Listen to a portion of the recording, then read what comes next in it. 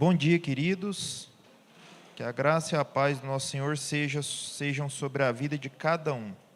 Como os irmãos sabem, nós estamos trabalhando as parábolas de Jesus, exposições sequenciais a respeito das parábolas de Jesus. Por isso, peço que os irmãos abram comigo no texto do Evangelho de Mateus, capítulo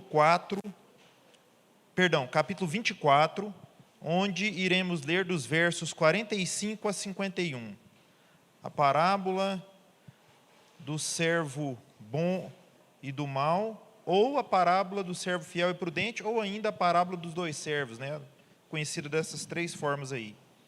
Mateus 24, a partir do verso 45 até o verso 51. Essa parábola também é encontrada no texto de Lucas, capítulo 12, verso 41 a 46, basicamente da mesma forma, com alguma diferencinha, mas optei aqui por lermos o texto do Evangelho de Mateus 24, 45 a 51, que nos diz assim: Quem é, pois, o servo fiel e prudente, a quem o Senhor confiou os seus conservos para dar-lhes o sustento a seu tempo?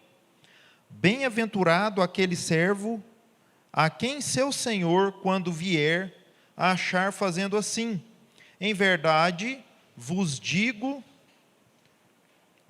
que lhe confiará todos os seus bens. Mas, se aquele servo, sendo mau, disser consigo mesmo: meu senhor demora-se, e passar a espancar os seus companheiros, e a comer e beber com ébrios, virá o senhor daquele servo, em dia em que não o espera e em hora que não sabe, e castigá-lo-á, lançando-lhe a sorte com os hipócritas. Ali haverá choro e ranger de dentes. Vamos fazer uma oração, meus irmãos? Senhor Deus, em primeiro lugar, nós rogamos pela Tua misericórdia, ó Pai, para que o Senhor, a despeito das nossas limitações, ó Pai, e da nossa situação em que ainda não estamos isentos do pecado, que o Senhor use, ó Pai, de graça nesta manhã e fale conosco através dessa palavra. É isso que pedimos em nome de Jesus, Senhor. Amém. Meus irmãos, essa parábola vem na sequência de outras três parábolas que tratam de um tema que é muito importante para nós, que é o tema da vigilância, né? As três parábolas que foram expostas aqui anteriormente, que foram a da figueira, a do servo vigilante, a do ladrão, também trazem como tema central a necessidade de vigilância por parte do crente. E essa parábola também trabalha esse tema. A questão é que aqui, nessa parábola do servo fiel e prudente, ou do bom servo e do mal, Jesus, ele relaciona a vigilância a duas características que são esperadas daquele que é chamado de bom servo, que são a fidelidade e a prudência. Ou seja, a vigilância, ela é exercida pelo crente verdadeiro quando este se mostra fiel ao seu Senhor e prudente em relação ao seu trato, à sua lida, à sua conduta aqui na terra, enquanto o seu Senhor não volta. Essa parábola ela tem uma tônica que é muito simples, que é a seguinte: um servo recebe do seu Senhor a responsabilidade de administrar a casa do Senhor enquanto esse Senhor está ausente. Isso funciona como um teste. Se esse servo se mostrar fiel e prudente, ele vai ser generosamente recompensado pelo seu Senhor quando este regressar. Mas se esse mesmo servo, a quem a casa foi confiada, se mostrar preguiçoso, indigno e descuidado, na mesma medida em que ele seria recompensado quando seu Senhor voltasse, ele vai ser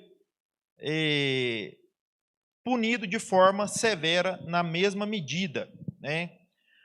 O texto paralelo de Lucas, nós não iremos lê-lo, ele esclarece um ponto aqui que é importante.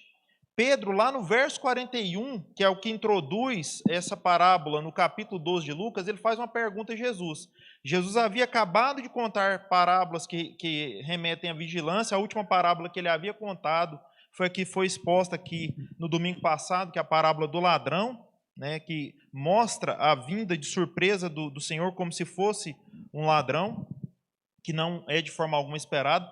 Pedro, diante daquela parábola, faz a seguinte pergunta lá no verso 41 do capítulo 12 de Lucas. Então Pedro perguntou: Senhor, proferes esta parábola para nós ou também para todos? Pedro está perguntando: olha, essa parábola é para nós apenas para nós que somos seus discípulos, que estamos aqui caminhando com o Senhor, que somos reconhecidos como discípulos do Senhor, ou o Senhor está falando isso para todo mundo que ouvir essa parábola? Para responder essa pergunta é que Jesus profere essa parábola do servo do bom e do mal, do bom servo e do mal, ou do servo fiel e prudente. Ou seja, era uma parábola para os discípulos. É uma parábola para aquele que professa ser discípulo do Senhor. Isso é óbvio, porque só pode ser vigilante aquele que já é servo do Senhor. Você não tem como esperar que alguém que não foi, que não ouviu o evangelho, que não se identifica como sendo discípulo de Cristo, que ele seja vigilante. Ele vai vigiar em relação ao quê? Então, essa parábola ela é proferida para exortar todo aquele que diz, que professa o nome do Senhor, a que seja vigilante, por uma questão de lógica. Só pode ser vigilante aquele que professa o nome de Cristo. Essa parábola ela tem duas partes muito claras. A primeira vai do verso 45 ao verso 47, que vai retratar a conduta do bom servo, do servo que é chamado de fiel e prudente. Os outros versos, até o verso 51, vão mostrar o oposto. A conduta que deve ser evitada por esse servo que deve ser fiel e prudente. Então vamos aqui, eu vou repetir aqui os 3 primeiros versos para que nós possamos trabalhar a primeira parte dessa parábola. Vai dizer o seguinte, verso 45 até o 47. Quem é, pois, o servo fiel e prudente a quem o Senhor confiou os seus conservos para lhe dar sustento a seu tempo? Bem-aventurado aquele servo a quem seu senhor, quando vier, achar fazendo assim. Em verdade vos digo que lhe confiará todos os seus bens. Aqui fica claro que o senhor da casa que está comissionando aquele servo ao cuidado dos seus conservos é o próprio Jesus, que haveria de se ausentar e de fato se ausentou quando morreu e foi assunto aos céus. Mas comissiona os seus servos aqui a se envolverem com o seu reino. Ele deixa a casa, aqui na parábola, ao cuidado de um dos seus servos, e fica implícito que, quando um senhor de uma casa deixa essa casa ou sua propriedade ao cuidado de um servo, ele está delegando a autoridade e está capacitando, está colocando à disposição desse servo toda a capacitação necessária para que ele desempenhe o cuidado dessa casa, dessa propriedade, enquanto esse senhor está ausente. É o que Jesus faz com a igreja. Jesus, quando foi assunto aos céus, ele, no Pentecostes, envia o Espírito Santo, o que dá autoridade e capacitação a cada um que é alcançado pelo Evangelho para que possa se portar adequadamente, para que possa trabalhar em prol do reino de Deus. Aqui, o Senhor dá uma missão clara ao seu servo. Olha lá no verso 45.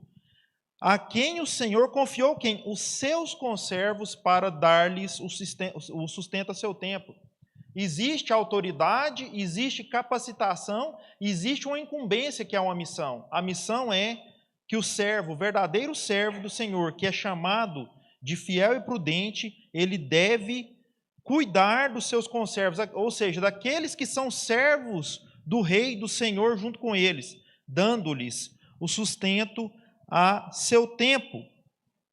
Na verdade, meus irmãos, não há na igreja do Senhor Jesus quem não tenha a incumbência de cuidar do seu irmão, daquele que também foi alcançado pelo Evangelho.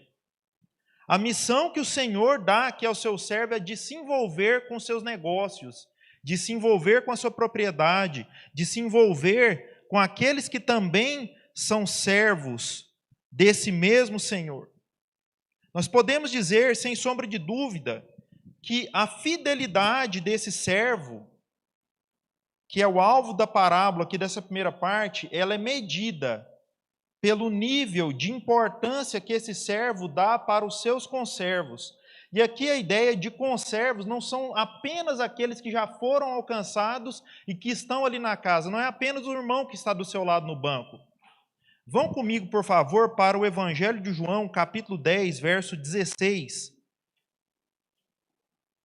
quando Jesus acaba de trabalhar a parábola do bom pastor.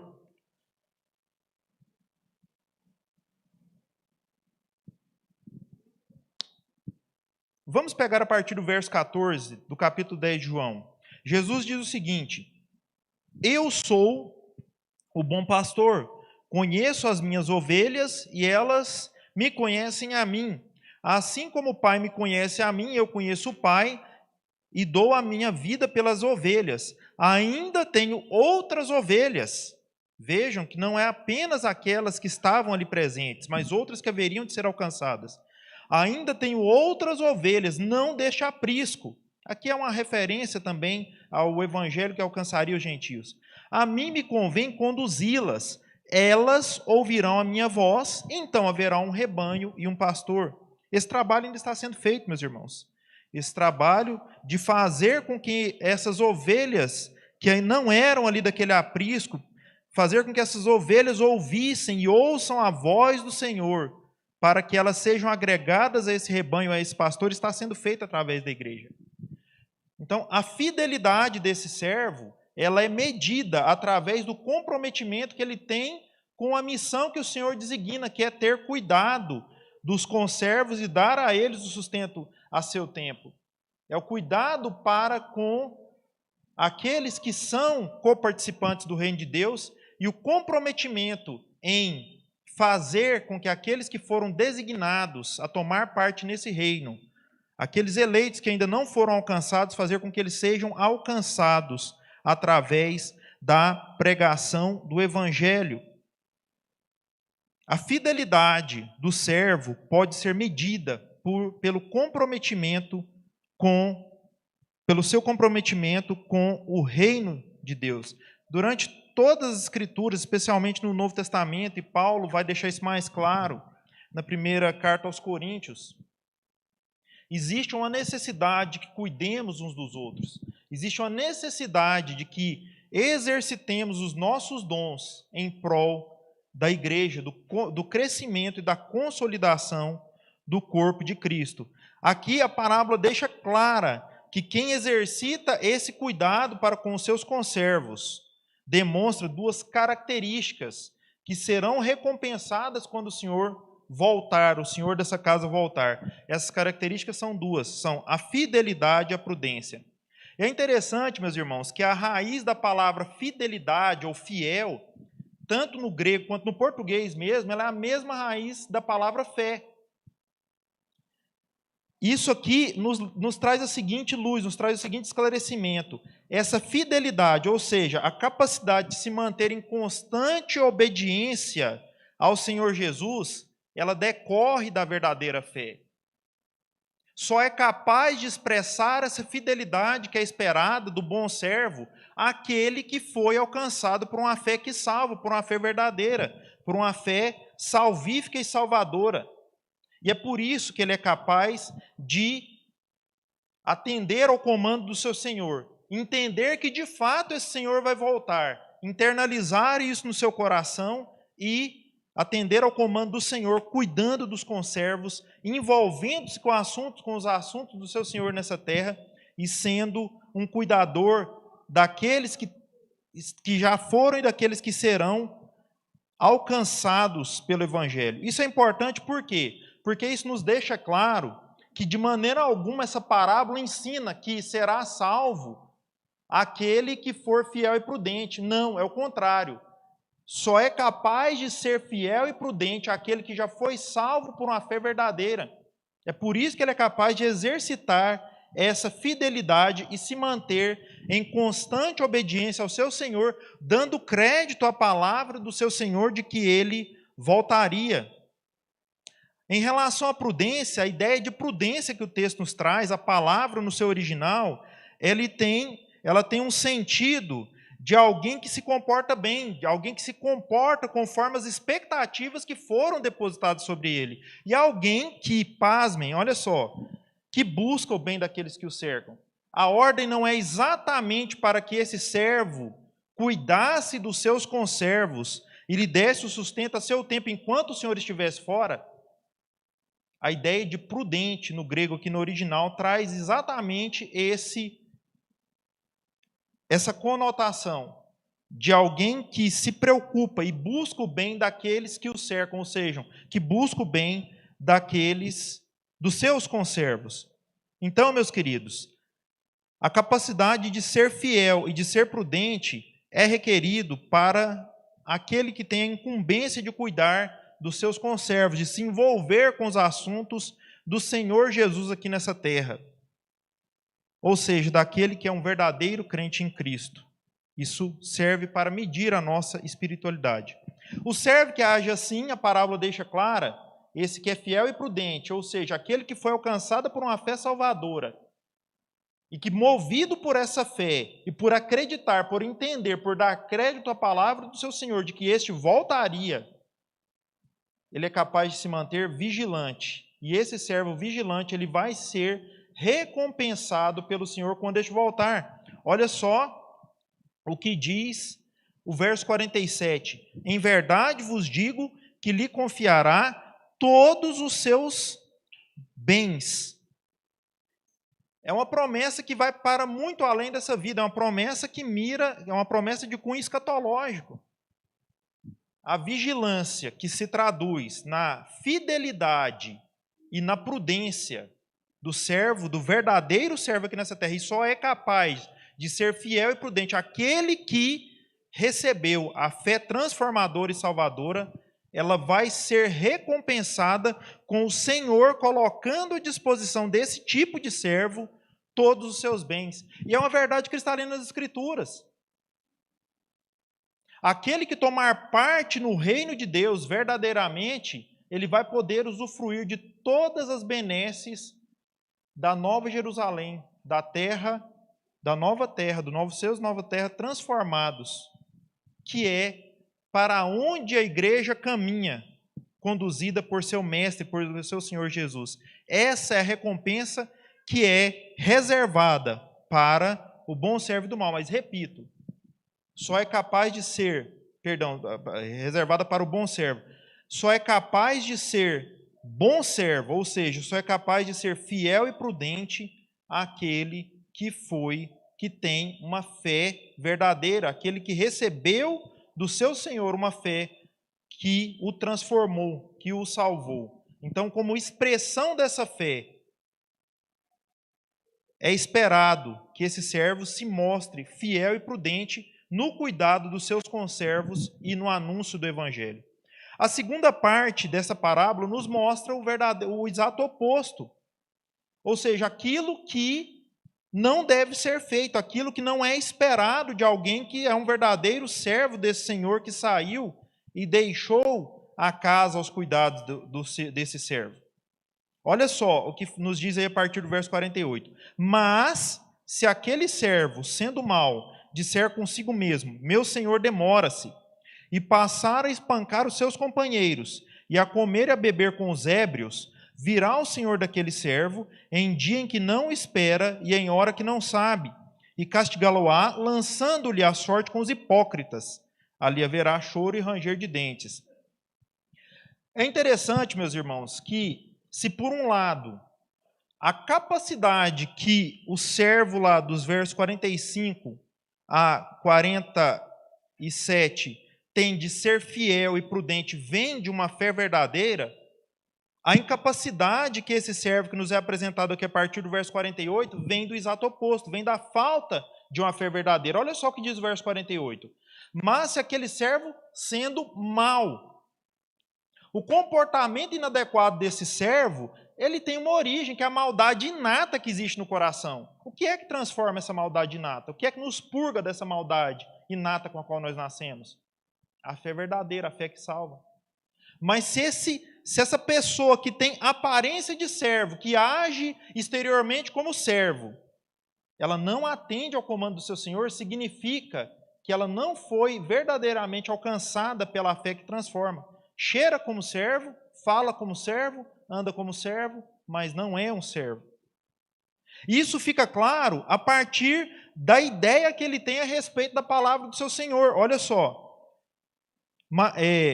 Mas se aquele servo sendo mau, ou seja, não foi transformado, segue no seu mau caminho, o seu coração está endurecido ainda. Disser comigo mesmo, meu Senhor demora-se. Aqui está a raiz da falta de fé. Ele ouviu, ele sabe que o seu Senhor vai voltar. Ele ouviu da boca do seu Senhor que ele vai voltar. Mas no seu coração, olha, o que ele diz para si mesmo. A palavra do meu Senhor não tem valor. Na verdade, é bastante provável que esse servo ele não acredita na palavra do seu Senhor. Ele não acredita de verdade que o seu Senhor irá voltar. É isso que distingue o bom servo do mau servo. É a capacidade que ele tem de dar atenção à palavra do seu Senhor. E isso é exercício da fé.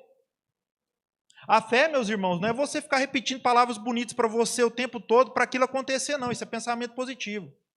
A fé é depositar uma confiança inabalável na palavra de Deus. E a palavra de Deus diz que o Senhor vai voltar. Aqueles que entendem essa verdade, que agem conforme essa verdade, vão ser fiéis e prudentes necessariamente. Porque sabem que o seu Senhor vai voltar para trazer a devida recompensa.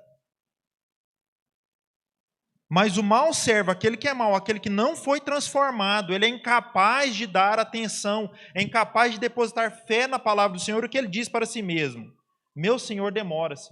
Ora, se meu Senhor se demora, por que é que eu vou perder tempo sendo caxias, cuidando dos meus conservos, alimentando-os, me preocupando em trazer mais daqueles que ainda não são desse aprisco para que sejam meus conservos? Eu não vou fazer isso, eu vou seguir o caminho do meu coração. Isso é fruto de uma alma, de um coração que não foi transformado. Notem aqui, irmãos, que nós temos também uma lição importante. Aqui não está falando de alguém que foi alcançado e transformado e que agora age de uma forma diferente, que decaiu da fé. Não é essa a ideia. O texto deixa claro. Mas se aquele servo sendo mau, aqui é claro que se trata de alguém que era mau e continuou sendo mau. Não era alguém que era bom e depois passou a ser mau. Mas se comporta externamente como se fosse. Anda no meio dos conservos como se também fosse um servo. Então, há duas características aqui que nós vemos nesse segundo tipo de servo, que são o exato oposto daquilo que nós encontramos no primeiro. Se o primeiro servo é fiel e prudente, o segundo servo ele é infiel, ou seja, ele não é capaz de obedecer ao comando do seu Senhor. Por quê? Porque não foi encontrado por uma fé verdadeira que transforma e também se mostra imprudente. O prudente não é aquele que age conforme, que se comporta conforme uma expectativa que foi depositada sobre ele. Qual é a expectativa que foi depositada sobre o servo? Que ele cuidasse dos seus conservos e lhes desse o sustento a seu tempo. O que o imprudente faz aqui? Verso 49. E passar a espancar os seus companheiros. Ao invés de cuidar, ele passa a espancar. Ele é deletério, ele é nocivo àqueles que são seus conservos. Ele milita contra o reino de Deus. Se o prudente, ele espera, se a ideia de prudente é aquele que tem um comportamento adequado, olha só o comportamento desse segundo servo. Ele espanca os seus companheiros e come e bebe como os ébrios. Ele tem um comportamento que torna impossível diferenciar daqueles que não professam ser servos desse Senhor. Essa é a característica do imprudente, daquele que não vigia. Repito, irmãos, a nossa espiritualidade, ela é medida pela nossa fidelidade, pela nossa prudência, pela nossa capacidade, pela importância que nós damos para o cuidado dos nossos irmãos e o nosso comportamento, o nosso testemunho diante da igreja e da sociedade. O testemunho desse segundo servo é o pior possível.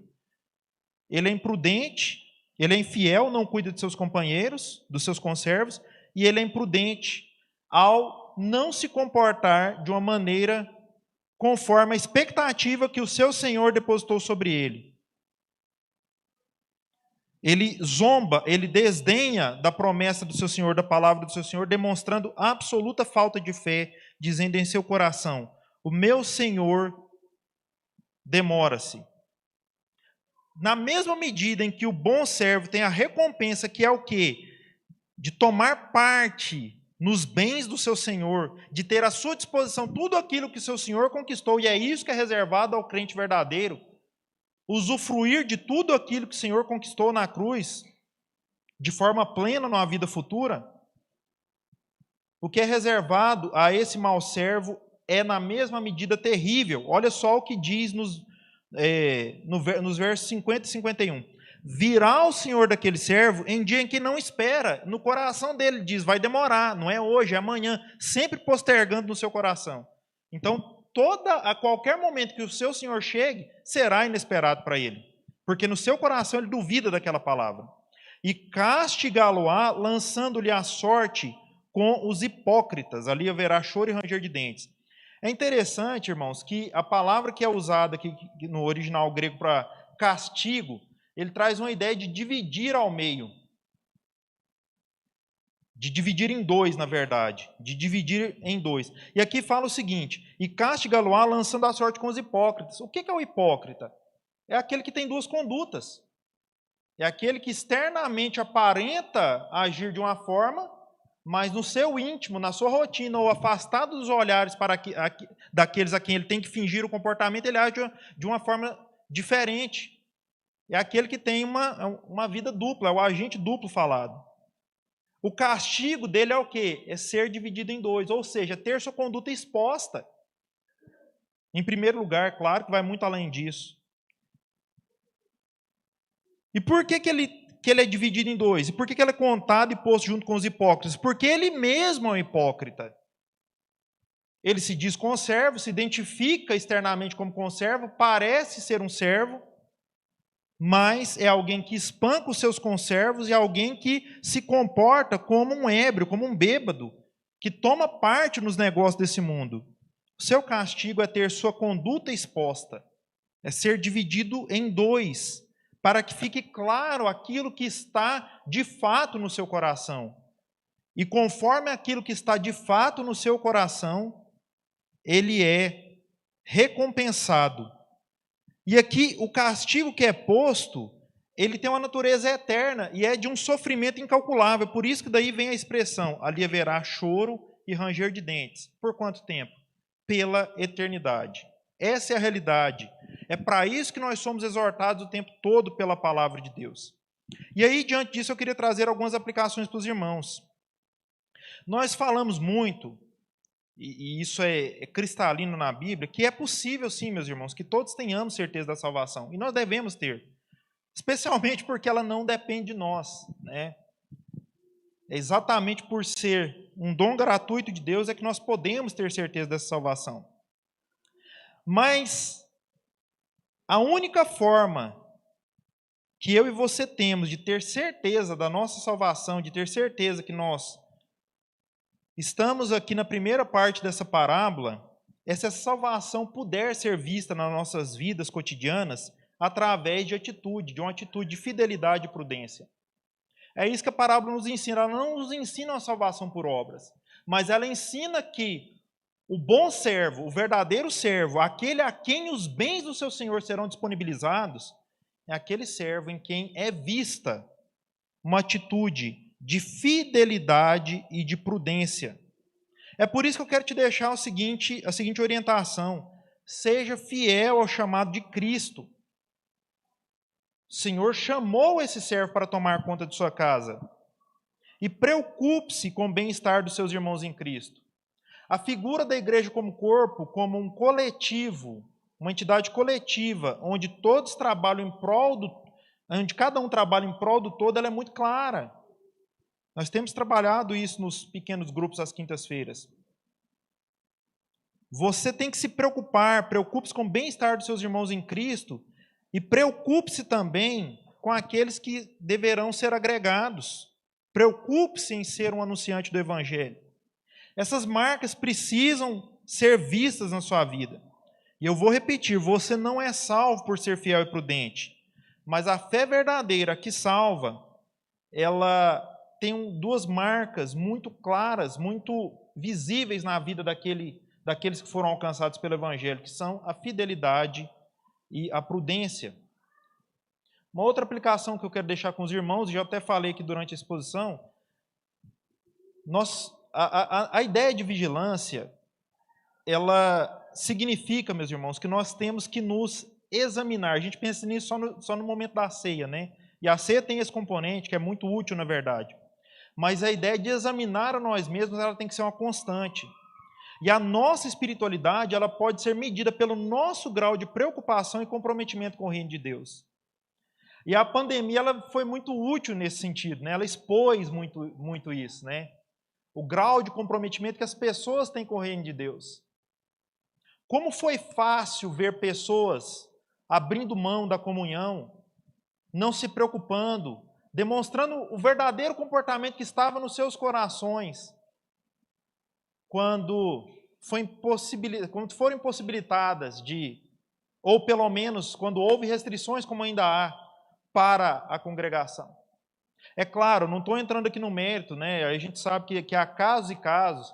Nós temos irmãos que realmente, e não estou falando só da ideia de congregação, é pelo próprio comportamento que pessoas que a gente conhece acabaram demonstrando ao se expor em redes sociais, né, esse tipo de coisa, durante a pandemia. É claro que há casos, nós temos situações de irmãos piedosos que, de fato, não podem estar presentes, que são grupos de risco, mas quantos casos que nós vimos de pessoas que parece que só precisavam daquele empurrãozinho para não ter nenhum tipo de comprometimento com o reino de Deus.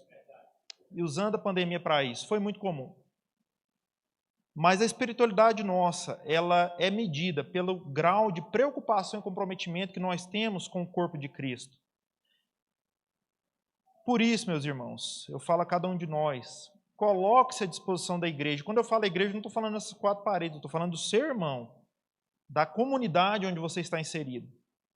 Coloque-se à disposição do corpo de Cristo, dentro daquilo que o Senhor tem lhe capacitado a fazer. Note que lá no início da parábola, o Senhor confia a sua casa àquele servo. Ele dá autoridade, fica implícito isso, ele dá autoridade, dá capacitação para aquele servo, cuide dos seus conservos. Ele espera isso de mim e de você. É assim que nós devemos andar. A terceira é a tônica da parábola, dessa quarta parábola em sequência, que trata da vigilância. Vigie. A vigilância é uma das marcas do verdadeiro servo. Aquele que foi alcançado pelo Evangelho, ele vive na certeza, na expectativa da volta do Senhor. É o contrário do servo mau. O servo mau diz para si mesmo. A ideia de dizer para si mesmo quer dizer que ele estava injetado no coração dele. Ele vivia com aquela certeza de que seu Senhor demoraria. E a ideia de demorar é que na cabeça dele, no coração dele, ele estava sempre postergando a volta do Senhor. Ah, não volta não, isso é bobagem, não vem, vou tocar o barco aqui. É o exato oposto daquilo a que nós somos conclamados. Nós devemos viver na expectativa e na certeza da volta do nosso Senhor. E de fato, só é vigilante quem de fato é salvo. É uma das marcas daquele que foi alcançado por uma fé verdadeira. Sente a necessidade de vigilância. E nós só somos capazes de nos manter vigilantes enquanto formos alertados pela palavra do Senhor. Nós tratamos sempre aqui, meus irmãos, da perseverança dos santos. De fato, a Bíblia nos trata disso. Até não li aquela parábola inteira do bom pastor, mas se você a ler, você fica plenamente convencido disso. Mas nós somos mantidos em estado de vigilância pelo alerta das Escrituras. Quando você abre mão de ser exposto às Escrituras, quando você abre mão de estar presente à exposição das Escrituras, de você mesmo ter uma atitude de exame pessoal das Escrituras, o seu nível de alerta vai caindo, o seu nível de vigilância vai caindo. O alerta das Escrituras é o meio pelo qual o Espírito Santo de Deus usa para manter aqueles que são seus perseverantes na fé. Não abra mão disso. Por último, meus irmãos, não menos importante de tudo que foi falado aqui, a parábola nos deixa algo claro, que o inferno, a eternidade sem Cristo, é uma realidade cristalina que é apresentada nas Escrituras. Não é conto da carochinha. Por isso, eu te alerto a que você não queira relativizar essa realidade. Na nossa mente limitada, nós não somos capazes de imaginar o que é eternidade. Na verdade, biblicamente falando, a ideia de eternidade é até mais ampla do que aquilo que a gente tenta conceber. A eternidade de Deus significa que Ele é fora do tempo, Ele não tem um início e não tem fim. Mas nós somos sequer capazes, nós somos incapazes, inclusive, de imaginar o que é para frente. Se você pensar em 1 bilhão de anos, é muito tempo, a eternidade é mais que isso. Se você multiplicar isso por 10, é muito tempo, a eternidade é mais que isso. E a realidade do inferno apresentada na Bíblia mostra que é uma situação de natureza eterna. Por isso nós não podemos relativizar essa realidade nem diminuir o seu horror. Ele é terrível e é eterno. Pedro, em sua segunda carta, lá no capítulo 1, verso 10, ele diz o seguinte: por isso, irmãos, procurai com diligência cada vez maior confirmar a vossa vocação e eleição, porquanto, procedendo assim, não tropeçareis em tempo algum. Pedro fala isso depois de mostrar como deveria ser o progresso na fé daqueles irmãos a quem ele escrevia. E aqui, irmãos, precisa abrir um parênteses, porque esse texto às vezes gera alguma confusão nas nossas mentes. A ideia aqui de confirmar a vocação e eleição, de forma alguma, significa que Deus está com o livro da vida aberto, esperando você colocar ali um xizinho no seu nome para confirmar que você é eleito. Isso não é a ideia. A ideia aqui é de que nós precisamos, para nós mesmos e perante a igreja e a sociedade em que nós vivemos, ter uma atitude que confirme que somos de fato chamados e eleitos. Nós precisamos andar conforme a vocação e eleição que nos foi outorgada na eternidade pelo nosso Senhor. Pedro, no texto aqui que é arrematado por esse verso, ele mostra a conduta daquele que tem uma preocupação com o seu crescimento espiritual e daqueles que, de tão carnais que são, não tem nem certeza se são salvos ou não. A forma de nós nos mantermos vigilantes e termos certeza para nós mesmos que somos chamados e eleitos é aplicar uma diligência, ou seja, ser vigilantes, ser diligentes para com a nossa conduta, o nosso cuidado em relação ao reino de Deus. É apenas assim que para nós mesmos e para aqueles que nos cercam, nós poderemos ter a certeza de que, de fato, somos aqueles a quem essa parábola chama de servo bom, aqueles que são fiéis e prudentes. Eu peço que você curve sua cabeça nesse momento. Senhor Deus, nós somos agraciados com a Tua palavra, ó Pai, que nos insta a todo tempo, Senhor, a que sejamos vigilantes, a que sejamos bons servos, a que sejamos fiéis e prudentes, ó Pai. E por nós mesmos somos incapazes de agir dessa forma, Pai, mas sabemos que pela presença do Espírito Santo nas nossas vidas, nós temos essa habilitação, nós recebemos dons, nós recebemos uma nova vida em Cristo que nos permite e que, na verdade, nos obriga a viver dessa forma. Por isso, Senhor, coloque em cada um, no mais fundo da alma de cada um, a necessidade, ó Pai, de se envolver com os negócios do Senhor aqui na terra, de se envolver com o Teu reino, ó Pai, de cuidar dos conservos e de ter uma atitude, Senhor, de interesse em resgatar almas, aquelas almas que o Senhor já determinou na eternidade, que seriam agregadas ao Teu povo, Senhor, através da pregação do Evangelho. Que nós possamos, Senhor, entender a gravidade dessas parábolas que exortam a vigilância, sabendo, ó Pai, que o Senhor nos resgatou para uma herança que é incorruptível, o Senhor nos resgatou para que nós, de fato, usufruamos, Senhor, de tudo aquilo que o Senhor conquistou na cruz. E para isso nós precisamos estar alertados o tempo todo, ter em mente do quão horrível é uma realidade sem Cristo. Que esse alerta seja permanente nas nossas vidas. É o que te pedimos em nome de Jesus, Senhor. Amém. Pastor Guilherme. Nesse dia. Pai, em nome de Jesus, mais uma vez nós nos achegamos à Tua presença.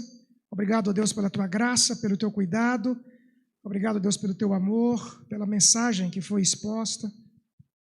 Que Teu Santo Espírito possa aplicá-la aos nossos corações e que nós, de fato, estejamos vigilantes, demonstrando todos os dias que o Senhor de fato nos chamou. E como disse aqui o Rodrigo, a Deus, nós demonstramos isso com nossos atos. Uma vez que fomos chamados, é impossível que a gente não dê o fruto de alguém que foi chamado. Portanto, que Tu possas agir em nós, para que essas ações possam também nos trazer tranquilidade em saber que quanto mais o tempo se aproxima, mais perto estamos do Senhor, o Senhor das nossas vidas. E nesse instante também eu quero colocar a vida dessas pessoas, desses amados irmãos, que farão aniversário nessa semana, por cada um deles que aqui foram citados, e por aqueles que não estão aqui na lista também, que o Senhor Deus possa ter misericórdia, e que seja esta uma semana de muita alegria, de muita paz, que esses irmãos sejam visitados por Ti, e que a Tua graça abundante esteja sobre cada um deles. Que seja uma semana de muita alegria e de muita paz, que Teu Santo Espírito possa trazer aos seus corações da alegria do Senhor. Por eles, então, eu peço a Tua bênção e a Tua graça, bem como todos nós que estamos aqui nessa manhã, ó Deus, em Cristo Jesus. E agora, irmãos, que a graça do Senhor Jesus, que o amor de Deus, o nosso eterno Pai, e as eternas consolações, o Santo Espírito de Deus, esteja conosco, hoje e para todo sempre. Amém, amém e amém.